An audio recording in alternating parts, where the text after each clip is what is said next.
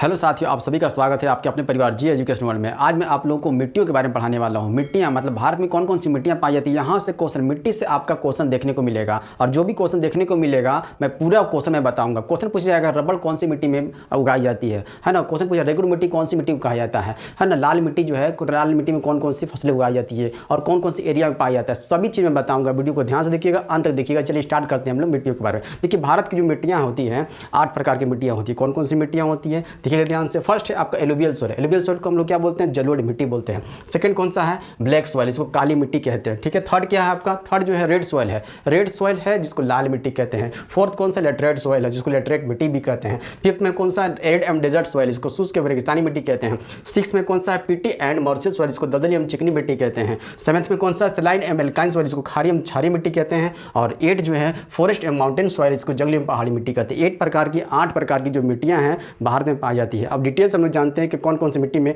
क्या क्या विशेषताएं हैं। ठीक है, ध्यान समझिएगा। देखिए फर्स्ट मिट्टी कौन सी, एलुवियल सॉइल है। एलुवियल सॉइल को क्या बोलते हैं, जलोढ़ मिट्टी बोलते हैं। इसका निर्माण कैसे होता है, इसका निर्माण जो है ना माउंटेन की नदी द्वारा, मतलब कि पर्वतों की नदी द्वारा जो मिट्टी लाई जाती है उससे जो है किसका निर्माण होता है, तो जलोढ़ मिट्टी का निर्माण होता है। जलोढ़ मिट्टी का एरिया कौन कौन सा है, जलोढ़ मिट्टी आपको पंजाब हरियाणा वाले इलाके में देखने को मिल जाएगा। कृष्णा नदी गोदावरी वाले इलाके में मिल जाएगा, देखने को ही आपको मिट्टी देखने को मिलेगा। कौन सी मिट्टी, जलोढ़ मिट्टी। जलोढ़ मिट्टी को क्या बोलते हैं हम लोग, दोमट मिट्टी भी कहते हैं। दोमट मिट्टी भी इसी को कहते हैं। ये सबसे उपजाऊ मिट्टी है। पूछा जाएगा, यहाँ से क्वेश्चन पूछा जाता है कि सबसे जो है उपजाऊ मिट्टी कौन सी है, तो कौन सी, दोमट मिट्टी है। दोमट मिट्टी को जलोढ़ मिट्टी भी कहते हैं। उत्तर का विशाल मैदान में यह मिट्टी जो है सबसे अधिक मात्रा में पाई जाती है, उत्तर का विशाल मैदान में। आगे चलते हैं, पोटास की मात्रा इस मिट्टी में, जलोढ़ मिट्टी में जो है पोटास की मात्रा अधिक होती है और फास्फोरस की मात्रा कम होती है। इंडिकेट मैंने कर दिया है, ऊपर का मतलब होता है अधिक मात्रा में और नीचे इंडिकेट किया इसका मतलब है कम मात्रा में पाया जाता है। पोटास अधिक मात्रा में और फास्फोरस कम मात्रा में देखने को मिलेगा, है ना। चावल हो गया, गेहूं हो गया, जूट हो गया, तिलहन हो गया, इस मिट्टी में, जलोढ़ मिट्टी में जो उगाई जाती है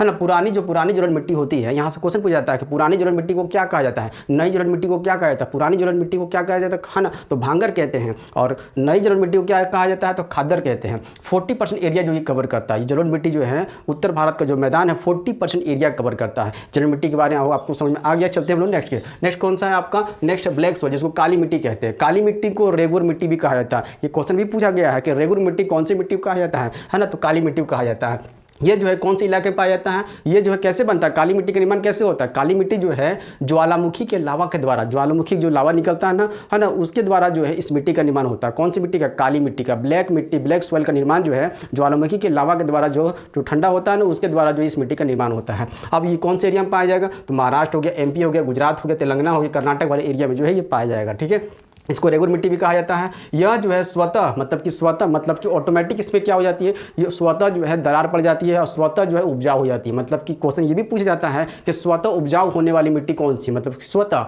है ना अपने आप जो ये उपजाऊ हो जाती है, तो कौन सी मिट्टी है, तो काली मिट्टी। काली मिट्टी को क्या बोलते हैं, ब्लैक सॉइल बोलते हैं। आगे इसे लावा मिट्टी भी कहा जाता है। आगे चलते हैं हम लोग, वाटर एब्जॉर्बिंग मतलब ये स्वतः जो उपजाऊ हो रही है, तो वाटर एब्जॉर्बिंग की मात्रा जो है इसमें कम होती है। नीचे का डिनोट किया हुआ, इसका मतलब कि वाटर एब्जॉर्बिंग की मात्रा जो है इसमें कम होती है। नाइट्रोजन की मात्रा अधिक होती है, फास्फोरस की मात्रा इसमें कम होती है। इसमें क्या क्या फल उगाए जाते हैं, तो अनार हो गया, संतरा हो गया, ये सब फल जो है यहाँ पर अधिक मात्रा में उगाए जाते हैं। और जो है सबसे फेमस क्वेश्चन यहाँ है कि जो काली मिट्टी में सबसे अधिक मात्रा में कौन सी उगाई जाती है, मतलब कि कपास जो है सबसे अधिक मात्रा में जो है काली मिट्टी ब्लैक सॉइल में उगाई जाती है। क्वेश्चन भी पूछा जाता है। ठीक है, ये डेक्कन प्लेट्यू जो है इसका मेन अड्डा है। डेक्कन का जो पठार है इस काली मिट्टी का, ब्लैक सॉइल का मेन अड्डा है। यहाँ तक हो गया काली मिट्टी। थर्ड में चलते हैं, थर्ड में कौन सा, रेड सॉइल है। रेड सॉइल का निर्माण, रेड सॉइल को हम लोग क्या बोलते हैं, लाल मिट्टी कहते हैं। इसका निर्माण कैसे होता है, इसका निर्माण पर्वतों में जब क्षरण होता है ना, तो उसके द्वारा जो है लाल मिट्टी का निर्माण होता है। इसे पीली मिट्टी भी कहा जाता है, इसे येलो है ना सॉइल भी कहा जाता है। छोटा नागपुर प्लेट्यू जो है, ये छोटा नागपुर का पठार है, वहाँ से ये स्टार्ट होती है। कौन सी मिट्टी, लाल मिट्टी स्टार्ट होती है। इसमें आयरन की मात्रा अधिक होती है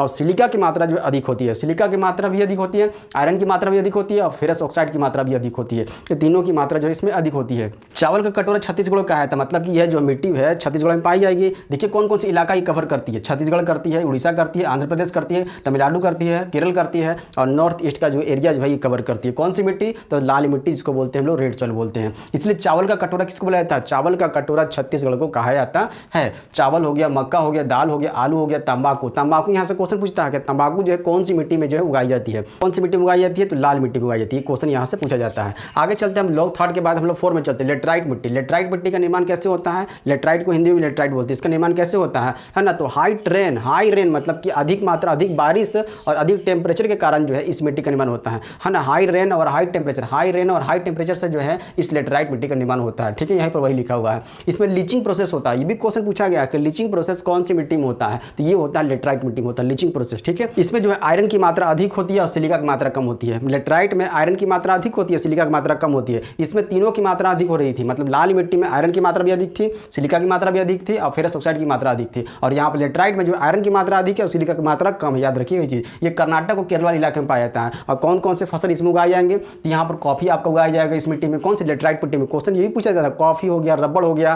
कॉफी, रबड़ और कौन सा? काजू। काजू जो है, कॉफी, रबड़ और काजू जो है इस मिट्टी में उगाया जाता है। कौन सी मिट्टी में? लेटराइट मिट्टी में। तो काजू कौन से एरिया में? कर्नाटक में। रबड़ कौन से एरिया में? केरला में। कॉफी कर्नाटक में। ठीक है, यहाँ तक हमें आ गया होगा। आगे चलते हम लोग 5 नंबर देखते हैं। एरिड एंड डेजर्ट सॉइल होता है। शुष्क व रेगिस्तानी मिट्टी। शुष्क रेगिस्तानी मिट्टी जो है इसमें पानी के, शुष्क है मतलब रेगिस्तानी वाले इलाके में क्या होगा? पानी की मात्रा कम होती है। तो पानी की मात्रा यहाँ पर कम देखने को मिलेगा। ये कौन कौन से एरिया में देखने को मिलेगा ये मिट्टी? तो ये राजस्थान हो गया, गुजरात हो गया, पंजाब और इलाके में ये आपको मिट्टी देखने को मिलेगा। इसमें नाइट्रोजन की मात्रा अधिक होती है। इस मिट्टी में जो है रेगिस्तानी और हर शुष्क मिट्टी में जो है नाइट्रोजन की मात्रा अधिक होती है और फॉस्फोरस की मात्रा भी अधिक होती है। नाइट्रोजन और फॉस्फोरस की मात्रा दोनों की मात्रा जो है अधिक होती है इसमें, है ना? इसमें कैक्टस हो गया, बबूल हो गया, ये सब पेड़ जो है यहाँ पर देखने को मिले। कैक्टस, बबूल यह रेगिस्तानी वाले इलाके में देखने को मिलता है ना। कैक्टस का पेड़ देखने को मिलता है, बबूल का पेड़ देखने को मिलता है ना? नागफनी का पेड़ देखने को मिलता है। ये सब देखने को मिलता है यहाँ पर। ठीक है, और कौन कौन सी फसलें उगाई जाती हैं? तो ज्वार हो गया, बाजरा की खेती जो है अधिक मात्रा में यहाँ पर किया जाता है। एरिड एंड डेजर्ट सॉइल हो गया। नेक्स्ट नंबर चलते हैं 6 नंबर। 6 नंबर कौन सा है? तो पीटी एंड मार्सरी सॉइल का मतलब होता है दलदली एवं चिकनी मिट्टी। दलदली एवं चिकनी मिट्टी जो है हिमालय का जो है फुट एरिया है ना, यहाँ पर ये मिट्टी पाई जाती है। हिमालय का फुट एरिया में जो है इस मिट्टी का निर्माण होता है। इस मिट्टी को डेल्टा मिट्टी भी कहा जाता है क्योंकि डेल्टा वाले क्षेत्र में जो है इस मिट्टी का निर्माण होता है। अब सुंदरवन का डेल्टा सबसे प्रसिद्ध है। ये कहाँ पर है? तो पश्चिम बंगाल में सुंदरवन का डेल्टा जो है अधिक मात्रा में यहाँ पर पाई जाती है। कौन सी मिट्टी? तो दलदली एवं चिकनी मिट्टी पाई जाती है ना? तो सुंदरवन में कौन कौन सा वन पाया जाता है? तो मैंग्रोव वन सबसे प्रसिद्ध है। मैंग्रोव वन कहाँ पाया जाता है? तो सुंदरवन में पाया जाता है। सुंदरवन कहाँ है? तो पश्चिम बंगाल में है। यहाँ पर सुंदरी का पेड़ भी देखने को मिलता है। उम्मीद करता हूँ यहाँ तक समझ में आपको आ गया हुआ है। चलते हैं नेक्स्ट नंबर पर। नेक्स्ट नंबर कौन सा है? सैलिन एवं एल्काइन सॉइल है। खारी एवं क्षारीय मिट्टी। खारी एवं क्षारीय मिट्टी का जो है, खारी का मतलब होता है नमक। तो नमक से जो है, नमक से मतलब कि यहाँ ध्यान दीजिएगा, समुद्र द्वारा लाई गई जो नमक होती है उसके द्वारा इस मिट्टी का निर्माण होता है और तटीय इलाके मौजूद होता है। तटीय इलाके में आपको देखने को मिलेगा कौन सी मिट्टी, है ना? तो खारी एवं क्षारीय मिट्टी देखने को मिलेगा। यहाँ पर क्या होता है? यहाँ पर कोकोनट सबसे अधिक मात्रा में देखने को मिलेगा आपको। कोकोनट जो है सबसे अधिक, कोकोनट का जो पेड़ होता है ना सबसे अधिक मात्रा में देखने को मिला पर। गोवा हो गया, गोवा इलाके में जो है ये आपको देखने को मिलेगा। तटीय इलाके में देखते हैं ना, है ना, क्या देखने को मिलता है? कोकोनट का पेड़ जो है लगा हुआ रहता है। ठीक है, आगे चलते हैं हम लोग। नेक्स्ट लास्ट चलते हैं हम लोग जंगली एवं पहाड़ी मिट्टी, मतलब फॉरेस्ट एंड माउंटेन की मिट्टी होती है। ये ऊंचे ऊंचे भागों में पाई जाती है। ऊंचे ऊंचे भागों में पाई जाती है जिसके चलते वहाँ पर है ना कोई भी खेती करना है ना संभव नहीं हो पाता है। ज़्यादा चीज़ें यहाँ उगाना संभव नहीं होता। इसलिए क्या किया जाता है? सीढ़ीनुमा खेत बना करके क्या किया जाता है? खेती किया जाता है। उम्मीद करता हूं कि ये आपको जो है भारत की मिट्टियों के बारे में टोटल मतलब कि 8 प्रकार की मिट्टियां थी। कौन कौन सी मिट्टियां थी? तो जलोढ़ मिट्टी थी, पहला जलोढ़ मिट्टी थी, दूसरा कौन सी थी? काली मिट्टी थी, तीसरा कौन सी? लाल मिट्टी थी, चौथा लेटराइट मिट्टी थी, पांचवा शुष्क रेगिस्तानी मिट्टी, छठा नंबर दलदली एवं चिकनी मिट्टी, सातवां खारी एवं क्षारीय मिट्टी और आठवां जो है जंगली एवं पहाड़ी मिट्टी। सबके बारे में आपको अच्छी तरह से जानकारी मिल गई होगी। इस वीडियो को यहीं तक रखते हैं, मिलते हैं अगली वीडियो में नए टॉपिक के साथ। धन्यवाद।